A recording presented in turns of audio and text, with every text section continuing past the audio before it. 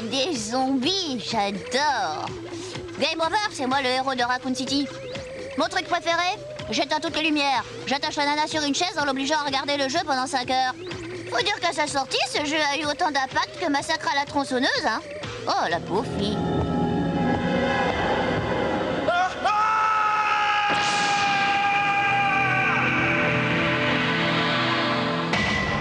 Resident Evil.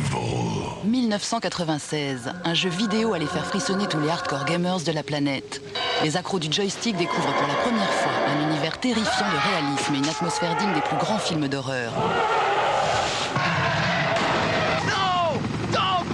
Scène gore, énigmes tortueuses, fusillade à tout va et sueur froide, Resident Evil, jeu culte au même titre que le Zombie de Romero ou le Evil Dead de Sam Raimi. Les films d'action ont tous vu une adaptation micro ou console qui a bien marché, mais pas les films de zombies qui à la base sont quand même des séries B un peu cheap avec des effets spéciaux super nazes, mais qui ont quand même ce côté indémodable qui fait que quand on les voit maintenant, enfin je sais pas, ils font flipper quoi. Il y a quelque chose derrière ces films-là. Donc Resident a repris cette recette et je pense que c'est surtout pour ça qu'il a bien marché. Resident Evil 2.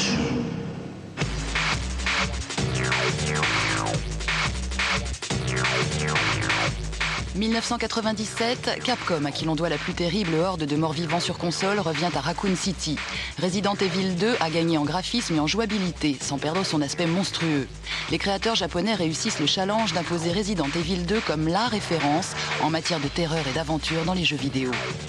Resident Evil. Est-ce que ça rend les gens violents? Je sais pas, c'est vrai que toute cette violence accumulée, on va bien la retrouver quelque part, mais ça me paraît... franchement, c'est la réponse d'un peu tout le monde, mais vous allumez le 20h, vous voyez ce qui se passe au journal et il y a 20 fois plus violent, quoi. C'est assez absurde de se battre contre un truc pareil, alors que le gamin qui met son CD, je pense qu'il fait quand même la différence entre ça et tuer quelqu'un. Mars 2000, après avoir vendu plus de 14 millions de copies des 2 premiers épisodes, Resident Evil 3 arrive pour compléter la série du jeu le plus culte de la décennie. Les monstres cannibales sont définitivement de retour pour hanter les consoles. Et ta mère, elle peut rester planquée sous l'évier. Resident Evil 3 reprend un peu la recette des Resident Evil, c'est-à-dire une atmosphère terrifiante, angoissante et surtout inimitable, puisqu'il y a certains jeux qui se sont essayés à copier Resident Evil, mais sans arriver au succès de celui-ci.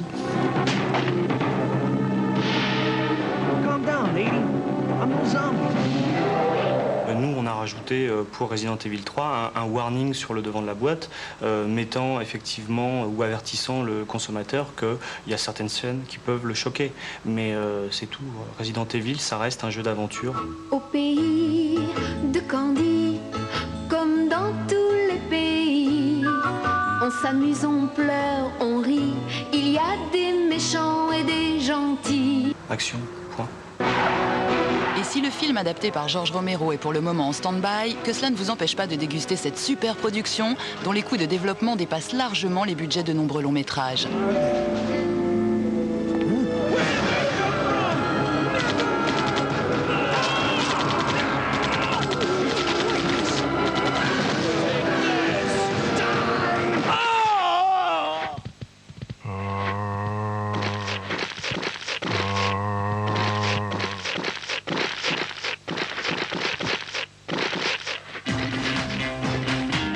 Bah quoi?